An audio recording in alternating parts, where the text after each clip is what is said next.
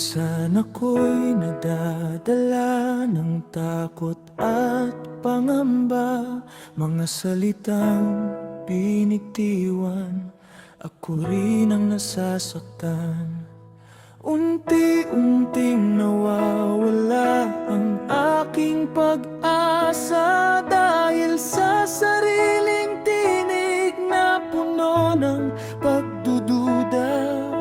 Ngayon ay pipiliin kong magbago, aking puso'y muli kong bubuuin.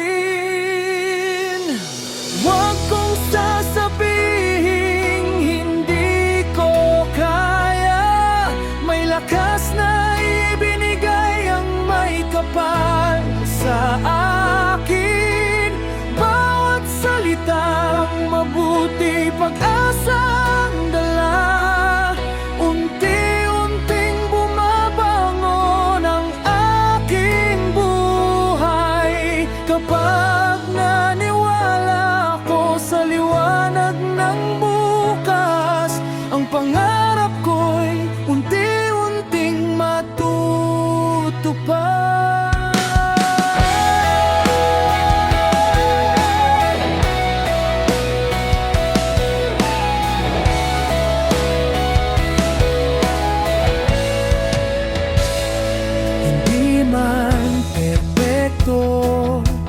Ang bawat hakbang, patuloy pa ring lalaban hanggang sa dulo. Ang sugat ng kahapon ay aking iiwan at pag-asa ang aking hahawakan. Ang bawat umaga'y bagong simula. Hindi ako alipin ng aking kahapon. Sa bawat salitang puno ng pag-ibig, mas lumalakas ang tibok ng aking damdamin.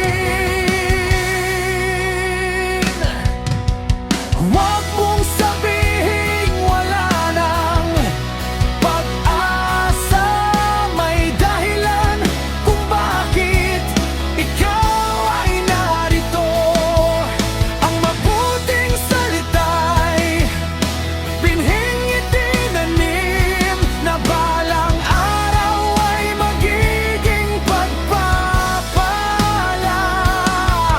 Maniwala ka, huwag kang susuko, dahil ang pagbabago'y nagsisimula sa'yo.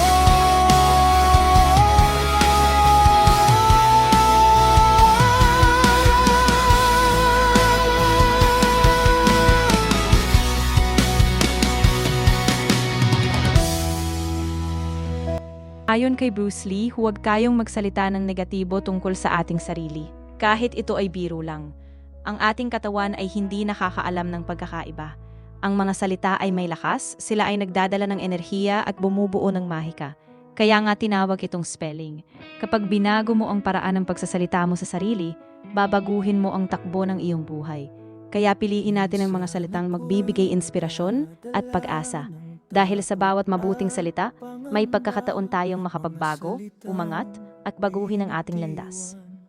Ako rin ang nasasaktan.